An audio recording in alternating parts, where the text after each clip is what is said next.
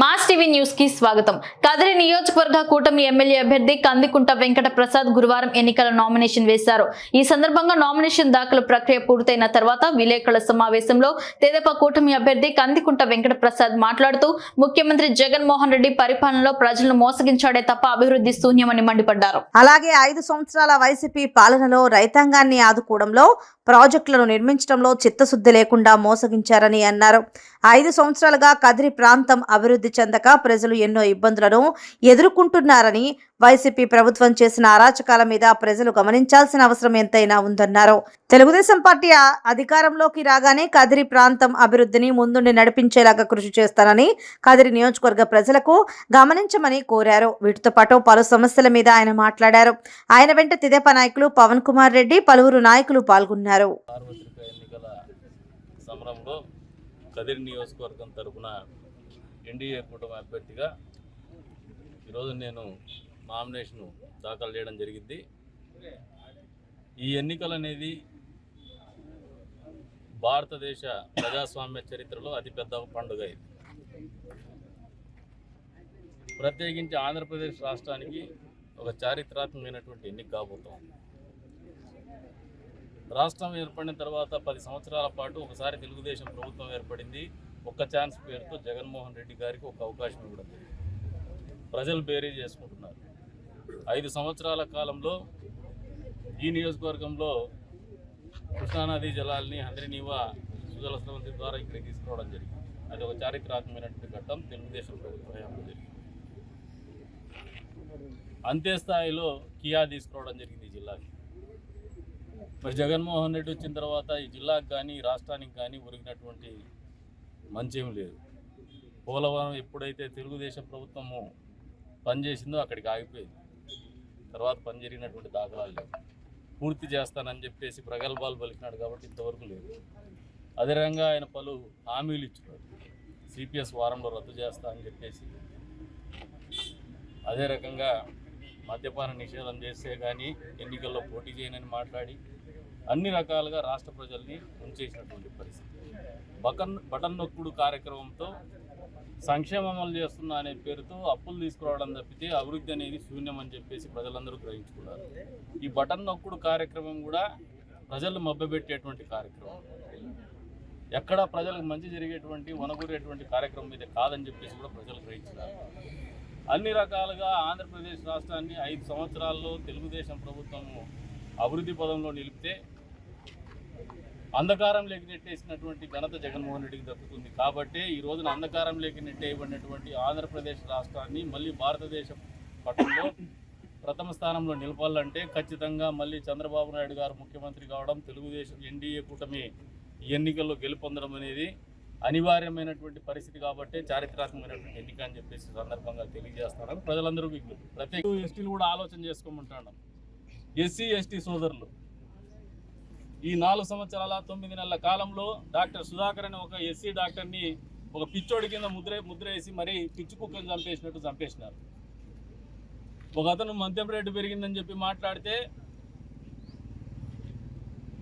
ఆయన్ని శవంగా తెలిసి అది ఏమైందో కూడా తెలియనటువంటి పరిస్థితిలో అది ఆత్మహత్యగానో లేదంటే గుండెపోటుగానో చిత్రీకరించిన సొంత బాబాయినే హత్య చేసి గుండెపోటుగా మాట్లాడినటువంటి ప్రముఖులు రాజ్యం వెళ్ళినారు. గత 4 సంవత్సరాల 9 నెలల కాలంలో ఆలోచన చేసుకోమంటున్నారు ముస్లిం సమాజాన్ని, ప్రత్యేకించి సభ్య సమాజాన్ని.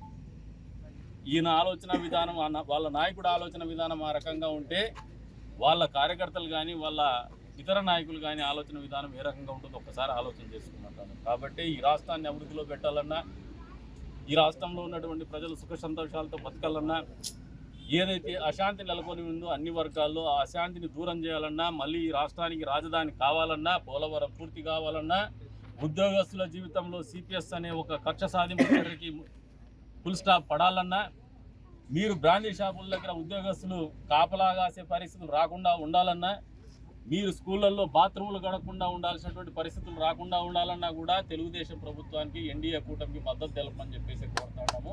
అందుకే చెప్తున్నాను, ఈ ఎన్నిక అనేది ఒక చారిత్రాత్మకమైనటువంటి అవసరము, అన్ని వర్గాల వాళ్ళకని కూడా తెలియజెప్తున్నాను. కాబట్టి వచ్చే ఎన్నికల్లో ఏమాత్రం అనుమానం లేదు, ఎన్డీఏ కూటమి థంపింగ్ మెజారిటీతో ప్రభుత్వం ఏర్పాటు చేయబోతోంది. కాబట్టి కదిరి నియోజకవర్గ ప్రజలు కూడా విజ్ఞప్తితో ఆలోచన చేయండి. ప్రభుత్వ ఏర్పాటులో భాగస్వామిగా మమ్మల్ని ఎన్నుకోండి. ప్రభుత్వ భాగస్వామిని మమ్మల్ని చేస్తే ఈ నియోజకవర్గానికి జరిగే మంచి ఏందో మీకు గత 20 సంవత్సరాలుగా నా పనితీరే మీకు ఒక కొలమానంగా కూడా మీకు నిలుస్తుంది, ఆలోచన చేసుకోమని చెప్పేసి కూడా కోరుకుంటూ ఈ రోజున ఈ నామినేషన్ సందర్భంగా మనస్ఫూర్తిగా మమ్మల్ని ఆహ్వానించడానికి ఆదరించడం. గతంలో 2 సార్లు వైఎస్ఆర్సీపీ పార్టీని గెలిపించినారు. ఓటర్లు గమనించుకోండి. ఒకతనేమో గోడ దూకి పారిపోయినాడు, మళ్ళీ ఇంకొకసారి మళ్ళీ వెనక్కు గోడ దూకి పారిపోయినాడు. ఇంకొక ఆయనకేమో పాపం ఏం చేసినాడు కానీ ఆయన టికెట్ నిరాకరించడంతో అసలు ఆ పార్టీకి సంబంధం లేనటువంటి వ్యక్తిని, జెండా కూడా ఎప్పుడు మోయినటువంటి వ్యక్తిని తీసుకొచ్చి ఈ నియోజకవర్గంలో అభ్యర్థిగా పెట్టినారు. ఆయనేమో వచ్చినప్పటి నుంచి ఈ నియోజకవర్గానికి ఏం చేస్తాడో చెప్పడం. ఎంతసేపు బీజేపీ పార్టీకి, తెలుగుదేశం కోటేస్తే బీజేపీ పార్టీకి ఓటేస్తాడని చెప్తారు. ఇది ఆయన స్లోగన్. అసలు నియోజకవర్గం ఏంది, ఈ నియోజకవర్గ సమస్యలు ఏంది, ఈ నియోజకవర్గం భవిష్యత్తు ఏంది, ఈ నియోజకవర్గంలో ప్రజల పట్ల ఆయనకు ఉన్నటువంటి చిత్తశుద్ధి ఏంది అక్కడ మాట్లాడు. సిఏ అంటాడు, ఎన్ఆర్ఆర్ అంటాడు. దీనికి మద్దతు తెలిపిండేది మాత్రము జగన్మోహన్ రెడ్డి ఎంపీలే. అది మర్చిపోతారు. ముస్లిం సమాజాన్ని ఉద్దేశిస్తూ పదే వ్యాఖ్యలు చేస్తూ ఉన్నాడు. ఆస్తులు లాగేసుకొని దేశం వదిలిచ్చేస్తారు వీళ్ళు అని చెప్పేసి. ఇటువంటి మతోన్మాదిని మీరు గెలిపిస్తారా? ప్రజలు ఆలోచన చేసుకోమంటారు. ఇటువంటి మత విద్వేషాలను రెచ్చగొట్టేటువంటి వాళ్ళు అభ్యర్థులుగా ఉండాలా లేదా ప్రజలను ఆలోచన చేసుకోమంటారు. గడిచిన 20 సంవత్సరాలుగా 4 సార్లు పోటీ చేసిన, ఒకసారి ఎమ్మెల్యే గెలిచుండొచ్చు.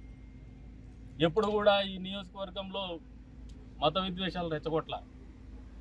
హిందూ ముస్లిం బాయి అనే విధంగానే బతికినాం. ముస్లింల పరిరక్షణ కానీ, ముస్లింల అభ్యున్నత కానీ, ముస్లింల కష్టాల్లో కానీ అనునిత్యం ఆలోచన చేసినాం.